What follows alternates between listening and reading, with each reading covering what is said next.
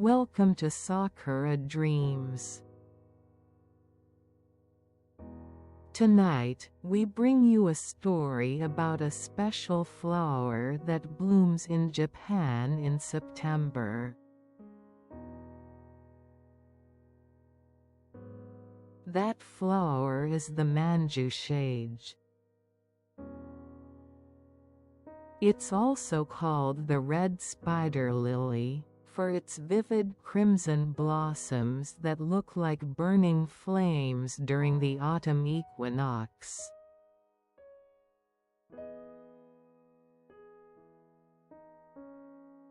This flower has many legends. To some, it symbolizes sad partings and death. But to others, it's a symbol of hope, representing passion, new beginnings, and reunion. Tonight's protagonist is a woman named Ayaka, who has closed her heart to the world in the city. She embarks on a quiet journey to find her lost self, on a riverbank in her hometown where these manjushage bloom.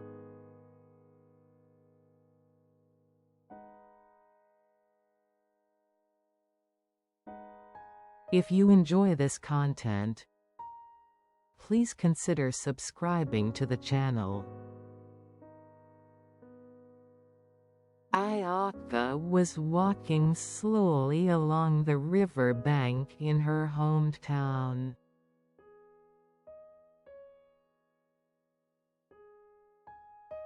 Three weeks had passed since she returned from the city. The train platform she'd fled to, leaving everything behind, should have felt nostalgic, but it felt terribly cold.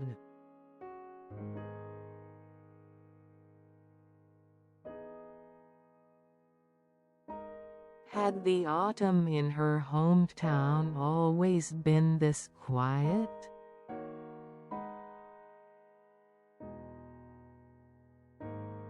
To her ears, accustomed to the city's clamor, the sound of wind rustling through the grass, a distant dog's bark, and the flowing water echoed unusually loud.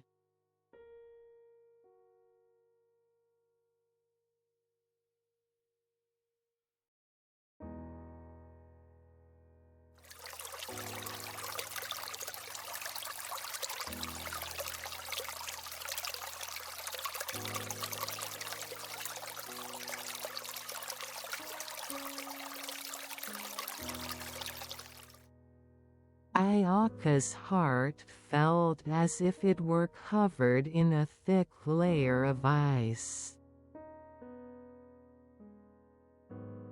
She had hoped returning home would make her feel warm again, but nothing had changed. Every time she saw her family's worried faces, her chest tightened. Whenever she went outside, the familiar scenery reminded her of her past self, and her heart would freeze all over again.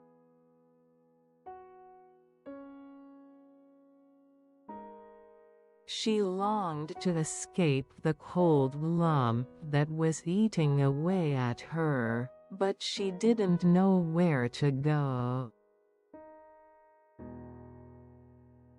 So, every day, she just walked aimlessly along the riverbank.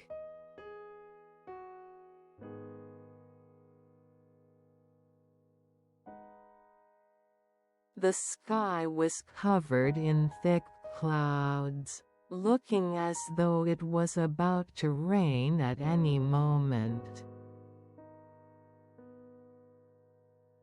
The river water was a heavy lead gray, like a reflection of Ayaka's inner landscape.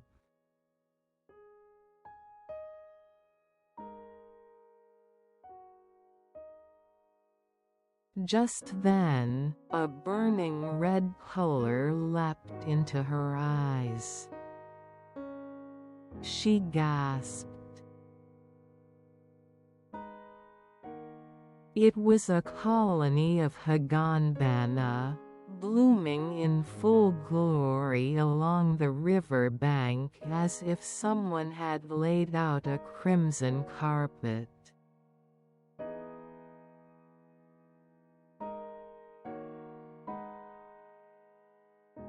The vivid red was in such stark contrast to Ayaka's frozen heart that she wanted to look away for a moment. But its powerful beauty captivated her, and she remained rooted to the spot.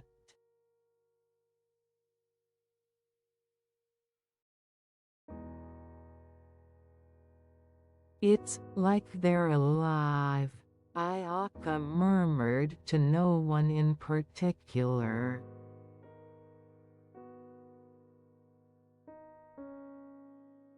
Each time the wind blew, the flowers at the end of their slender stalks swayed gently. They looked as if they were beckoning her closer.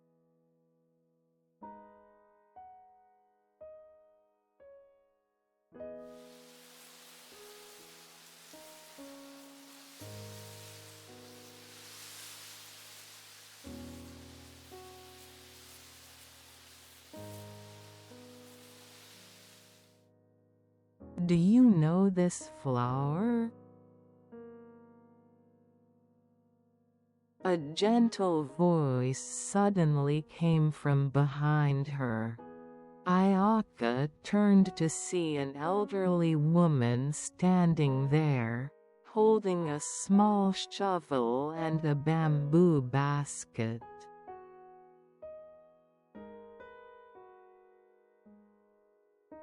"Yes, they're Higanbana, right?" Ayaka replied. The woman smiled softly. "That's right. They're called both Higanbana and Manjushage. This is a mysterious flower. Its roots are poisonous, so it was once disliked. But it's long been said that people who can return to their hometown when these flowers bloom are very fortunate."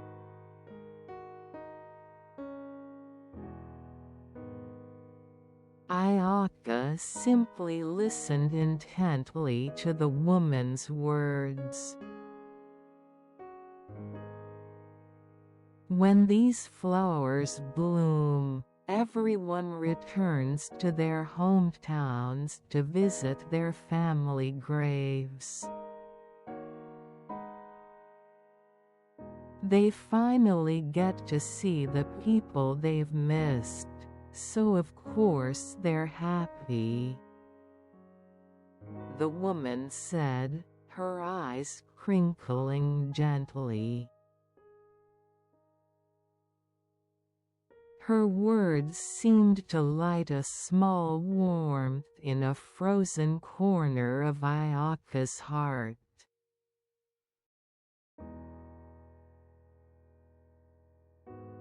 "The language of this flower is reunion," she said. and then walked slowly into the colony of Higanbana.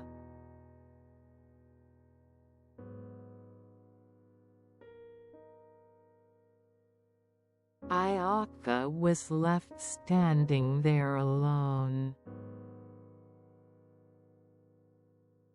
Reunion. With whom would she be reunited? Her past self? Or with someone she could never see again?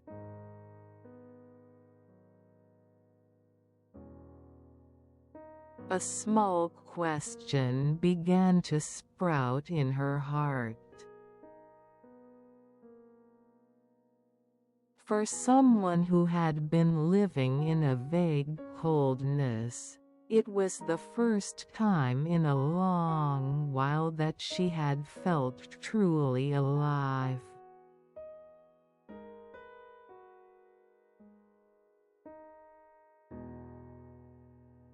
The Higanbana swayed in the wind, as if they were telling her, "It's going to be okay."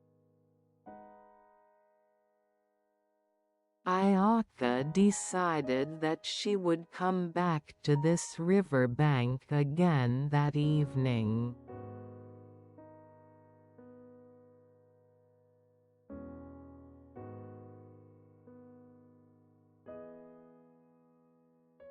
The evening sky was dyed a gentle crimson. Ayaka walked the same path as she had in the daytime.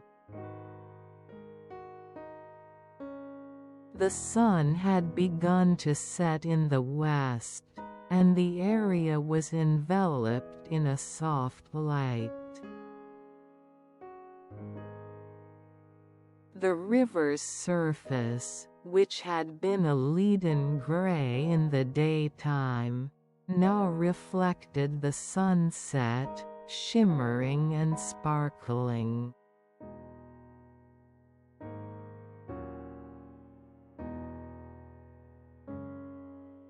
The riverbank looked as if it had been enchanted, showing a different expression than it had in the daytime. The Higanbana, which had been a burning red, now glowed golden in the sunset's light. Their swaying forms in the wind looked like tiny flames, creating a magical atmosphere.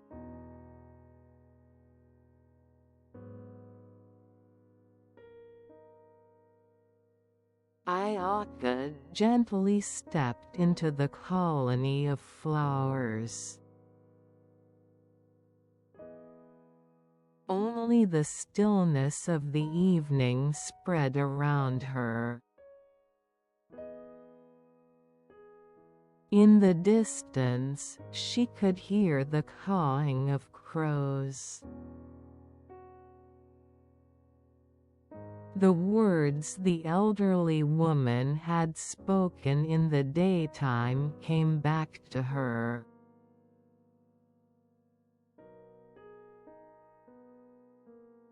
People who can return to their hometown when these flowers bloom are very fortunate. The language of this flower is reunion.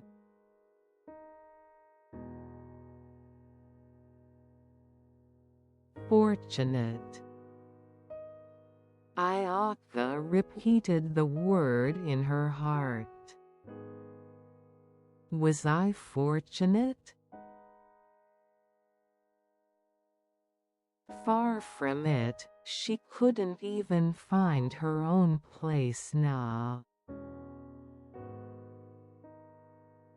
Even though she had returned to her hometown, she felt as if she wasn't allowed to be here.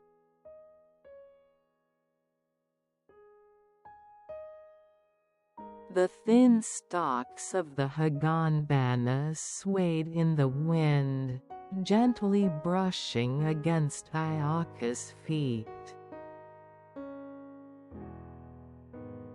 It was as if they were whispering, "It's okay for you to be here." Ayaka gazed at the flowers and began to speak quietly.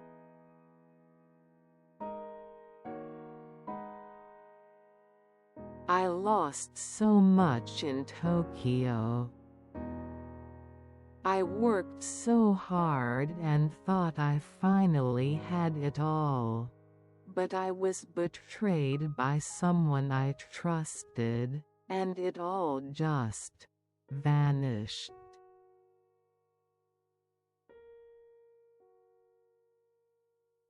In the deserted riverbank, only her voice echoed. Every single day, I couldn't sleep. I had no appetite. I didn't know what to do, so in the end, I got scared and just ran back home. Tears welled up in Ayaka's eyes. Her days in the city came back to her vividly.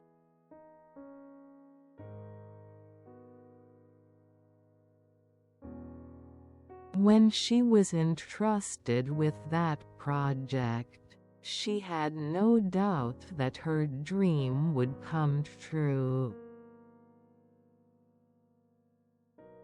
Even after many sleepless nights, she never felt it was hard.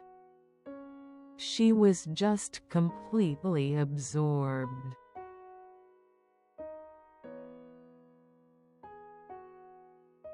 But at the very end, everything fell apart. The senior colleague she had trusted stole her data. Her ideas were presented as if they were his own.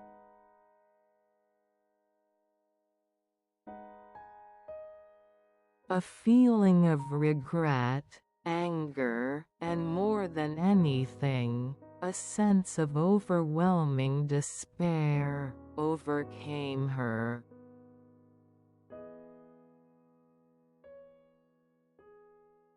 She felt she could never trust anyone again.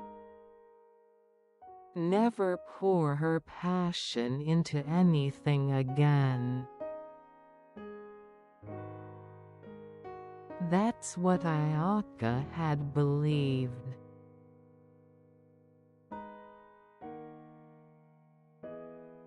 She crouched down and gently touched a single higanbana, as if touching her former self.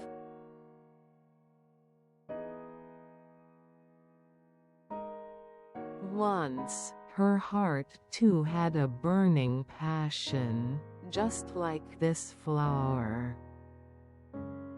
She had a dream. But now, it was empty.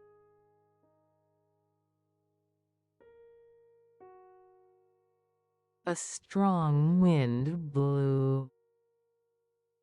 The higanbana flowers swayed violently. Their movement was as if they were screaming on her behalf, pleading for her.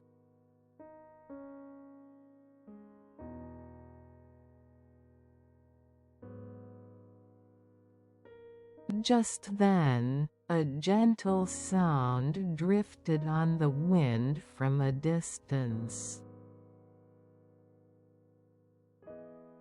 It was a clear sound, quiet like a murmuring stream, yet it resonated deep within her heart.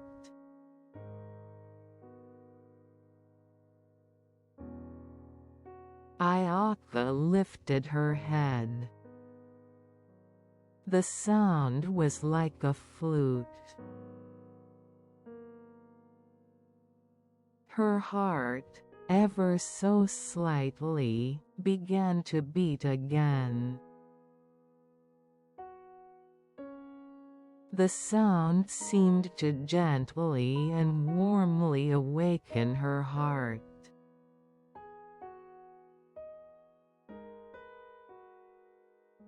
The sound of the flute was coming from upstream. Ayaka slowly began to walk in the direction of the sound. Behind her, the colony of Higanbana swayed in the sunset light, as if blessing the start of a new story.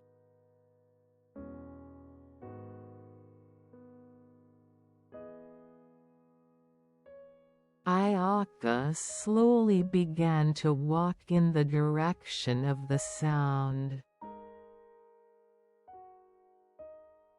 The sound of the flute, carried on the wind, seemed to guide her from a distance.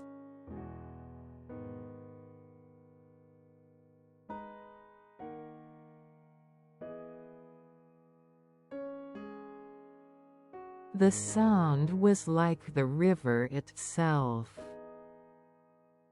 sometimes fast and light, and other times slow and deep. Ayaka listened intently, moving forward step by step.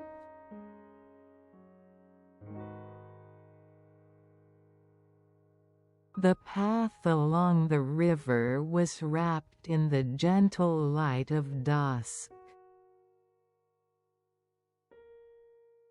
The Higanbana colony swayed in the distance, as if seeing her off.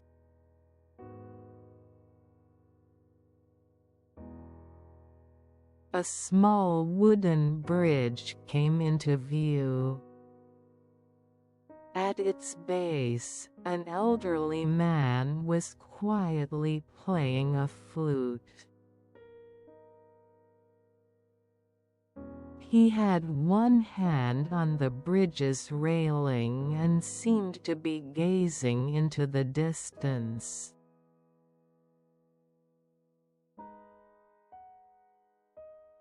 Ayaka stopped when she saw him. He didn't seem to notice her. He was simply pouring his heart into his flute.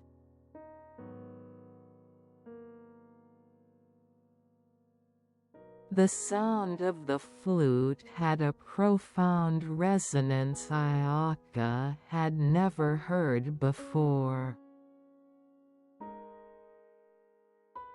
It was neither joyful nor sad, but simply tranquil and infinitely gentle.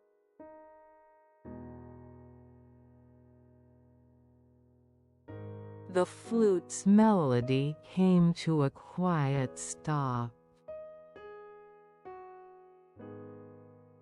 Silence returned to the area once more.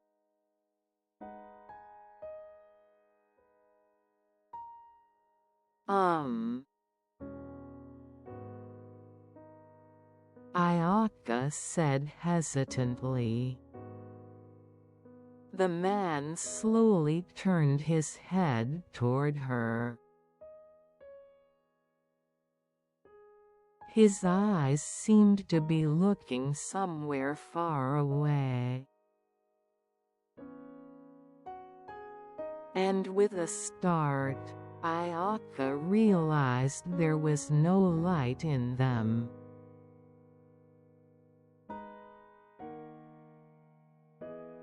"Were you the one playing the flute?" Ayaka asked. The man smiled gently.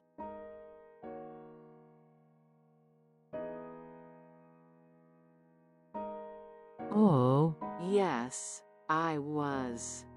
It's rare for someone to come listen to my flute at dusk like this. Did the Haganbana perhaps guide you here?"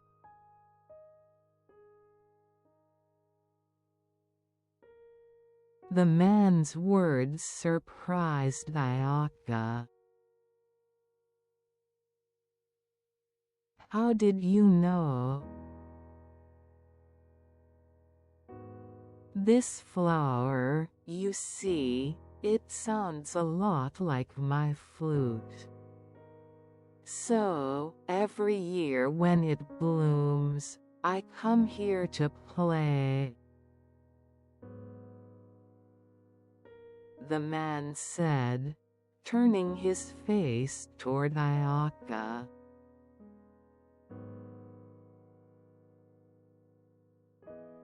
"Ah, you were walking along the river, weren't you? I can tell by your footsteps." His words struck a chord with Ayaka once again. "This flower has helped me so many times." The man began to speak quietly. His voice, like the sound of his flute, was gentle and resonated in her heart.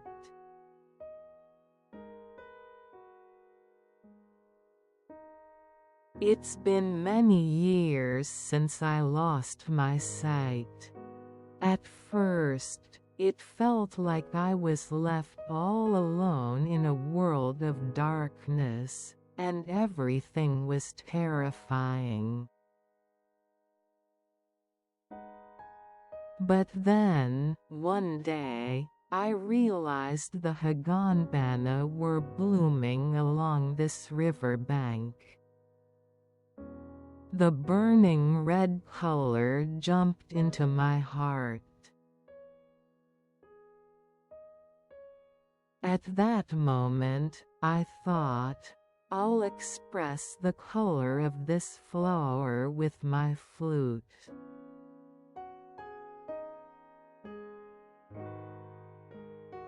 Ayaka simply listened to the man's words intently. "You can't see colors, can you? But sounds have colors. Thinking that way, all the sad and painful things, they all turned into sounds. That's why my flute holds everything. My joy, anger, sorrow, and all of life."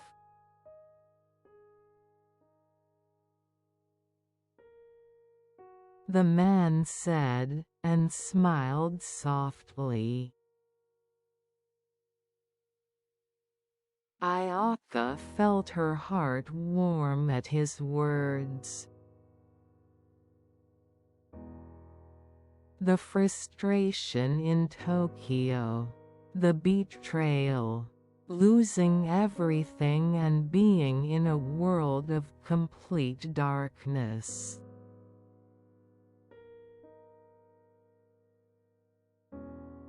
It was just like this man, who couldn't see. She had thought there was no way to escape the cold darkness that was eating away at her. But this man had found his own light in that darkness. The light of his flute.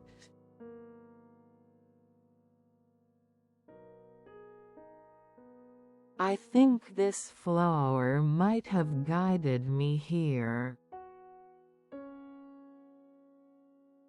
Ayaka whispered.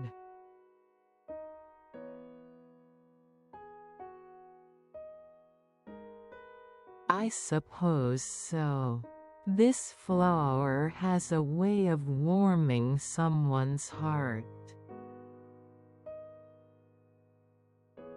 The man said, and then took his flute again. My name is Kozo. What's yours? Ayaka. Ayaka, how about you listen to one more song before the sun sets? Ayaka said nothing, and simply nodded quietly. Kozo slowly brought the flute to his lips. The sound of his flute was now gentle, with a somehow nostalgic resonance, as if he had turned the color of the higanbana dyed by the sunset into sound.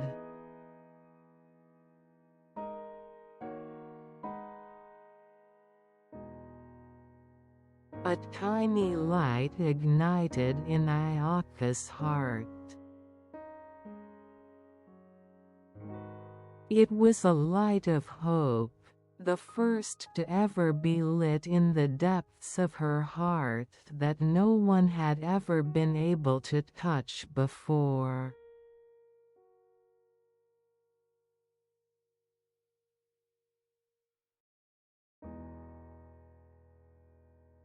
A few days had passed since she met Kozo.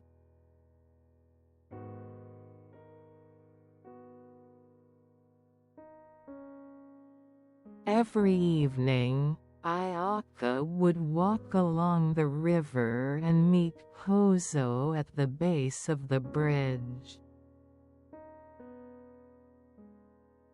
When he played his flute, she would simply listen quietly. When the music stopped, they would talk. With Kozo, Ayaka felt strangely able to be herself.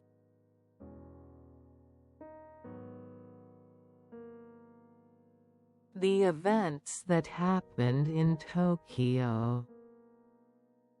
How hard she had worked. How a trusted senior had betrayed her, causing her to lose everything and close off her heart. Ayaka slowly, but honestly, began to speak about the pain she could never tell anyone else.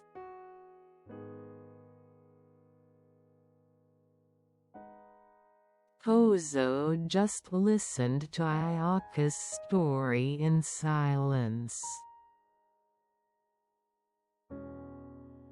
He said nothing, simply nodding with a gentle expression. That silence was more comforting to Ayaka than anything else. There was no criticism or pity, just a warmth that accepted everything.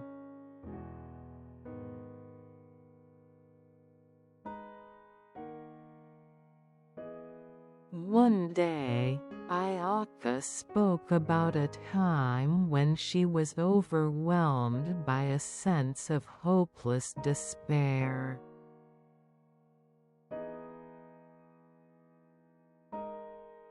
I thought I could never trust anyone again. I thought I'd just be betrayed again anyway. Thinking that way, I became afraid to talk to anyone, and I hated even leaving the house. As she spoke, tears welled up in Ayaka's eyes. It was then that Kozo began to speak quietly. You know, it was about 40 years ago. I lost my sight in an accident.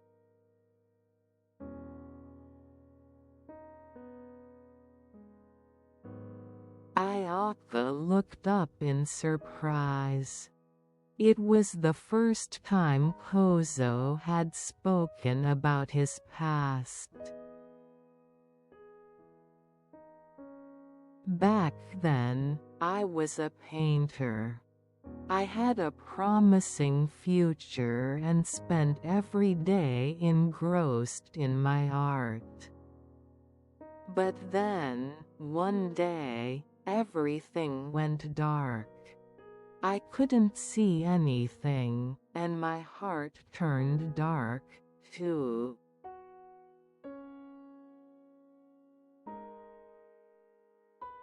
Kozo continued to speak softly. I thought there was no point in living. That's when I was walking along this river with my guide dog. Then, from somewhere, I heard the sound of a flute. I followed that sound and came to this place. That flute, it saved me.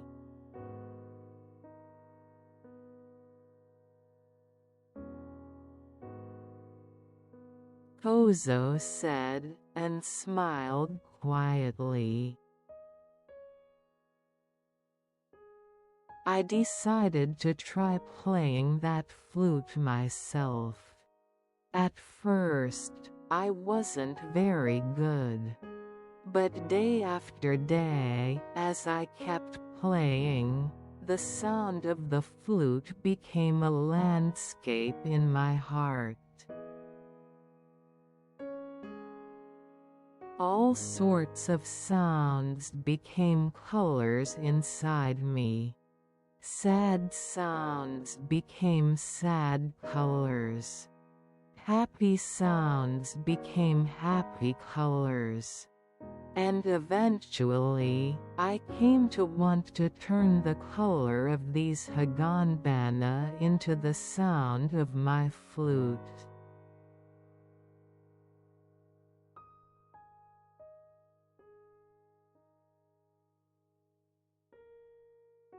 Ayaka simply listened, with tears streaming down her face.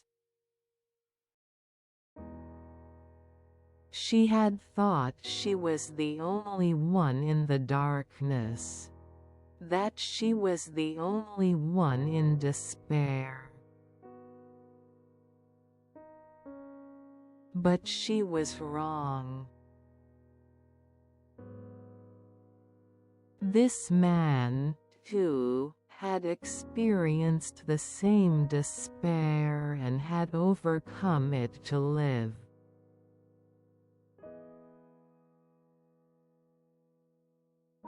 Sad things don't disappear. But you can turn that sadness into something beautiful in your heart.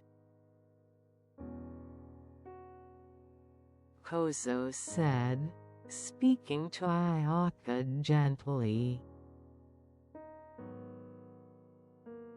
His words resonated deep within Ayaka's heart.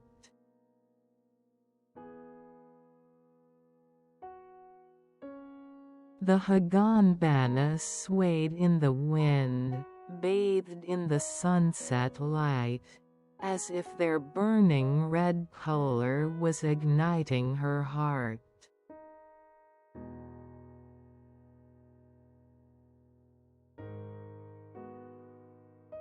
It was the flame of passion she had once lost.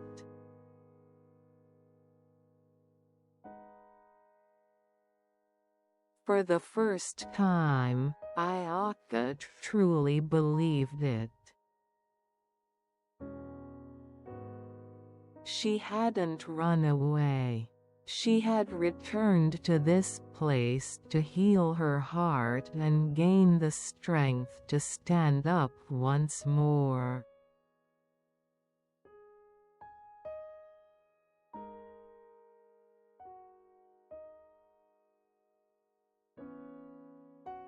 That evening, Kozo murmured quietly. The Oben festival will be over soon. These flowers will wither away before long. Ayaka felt a slight pang of sadness.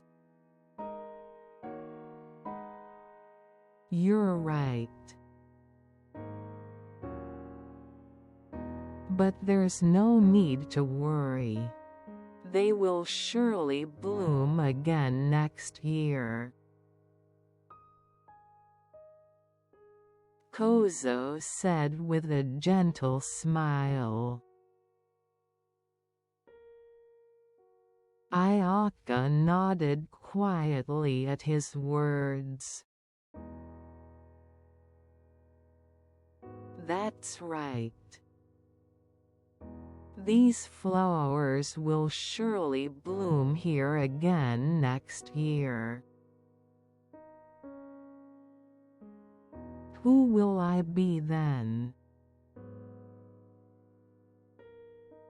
In Ayaka's heart, a small light of hope for the future was truly ignited.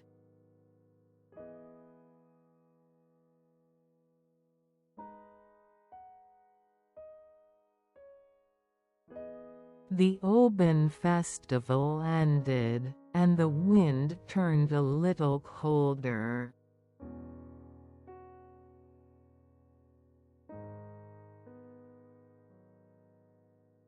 The Higanbana that had bloomed so brightly on the riverbank lost their burning red color and slowly began to wither. It was as if their role had ended, as they quietly and beautifully faded away.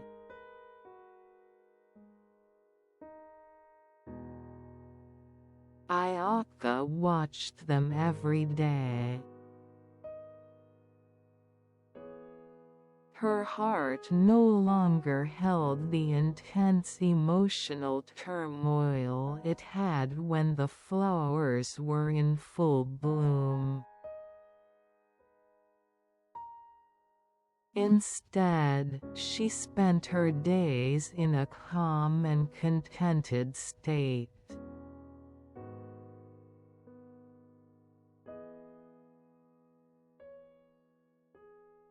On this day, too, Ayaka came to the riverbank and faced Kozo. Kozo, I think I'll go back to Tokyo. When Ayaka told him this, Kozo nodded quietly. I see. So, you're okay now? Yes. Thanks to you, Kozo, I feel like I can start moving forward again. Thank you, truly. Ayaka expressed her heartfelt gratitude. Kozo smiled with a look of happiness.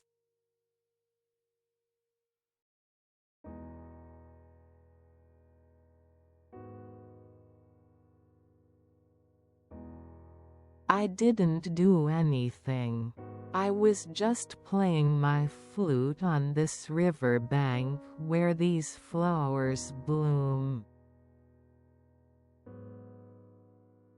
No, Kozo, you taught me that sadness and pain can be turned into a beautiful melody inside my heart.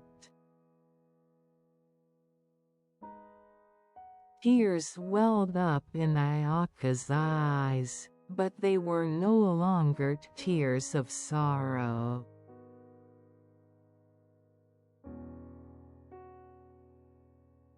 Kozo slowly picked up his flute and offered it to Ayaka.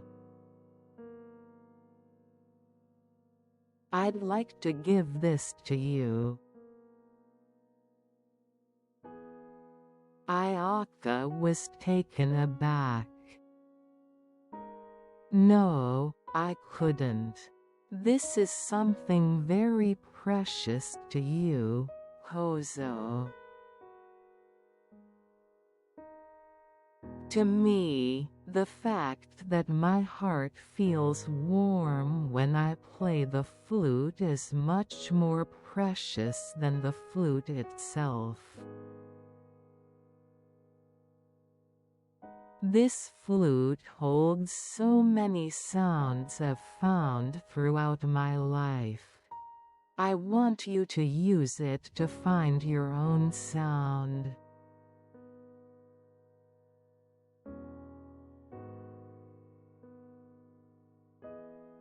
Kozo said, and gently placed the flute in Ayaka's palm. The flute was still warm from his hand. Ayaka's heart ached from the warmth.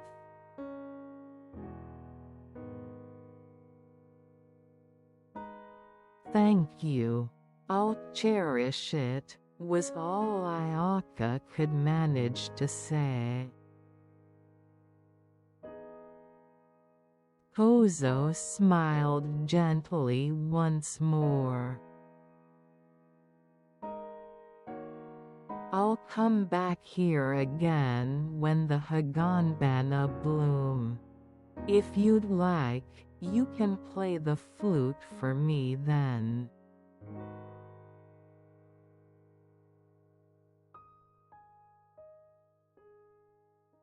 Yes, I'll definitely come. Please take care until then. Ayaka bowed deeply. Kozo gently patted Ayaka's head. Ayaka, go well.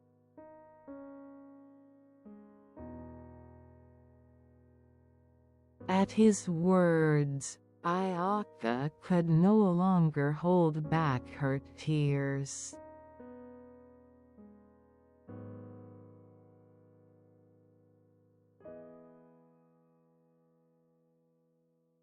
A few months later.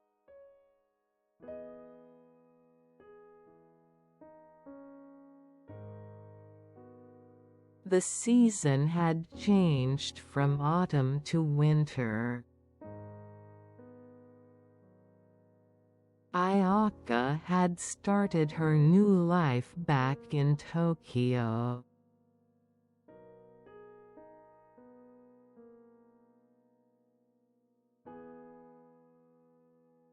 She had returned to the same city, the same scenery, the same place she had once fled. But Ayaka's heart was no longer frozen as it had been back then.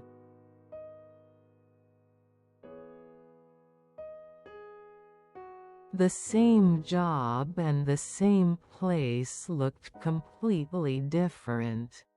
Was it because her heart was now full? Even when something unpleasant happened at work, her heart no longer felt like it was falling apart. Rather, it seemed like a guidepost for finding a new sound.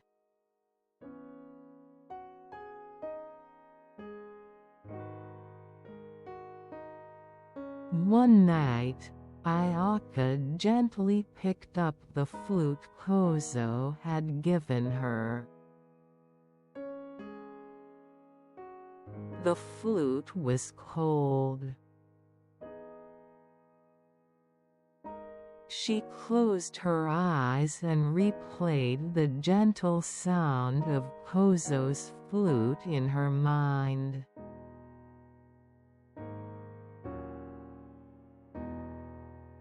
At the same time, the burning red of the higanbana blooming on the riverbank came back vividly. That evening, the higanbana swaying in the wind, bathed in the warm light. And Kozo's words echoed in her heart.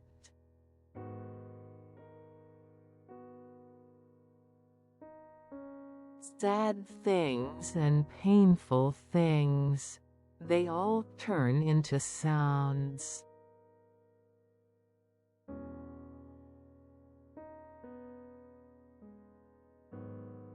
Ayaka gently placed the flute to her lips and blew. No sound came out. But inside her heart, a new sound was definitely resonating. It was the sound of hope for a future she had begun to walk toward again. And it was the sound of her heart, reunited with her past self, and reborn as a new person.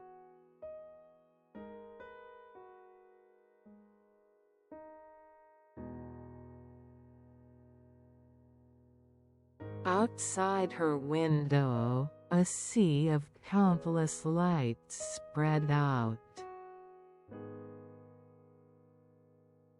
Within that sea of lights, the red light of the higanbana was still glowing, quietly and powerfully.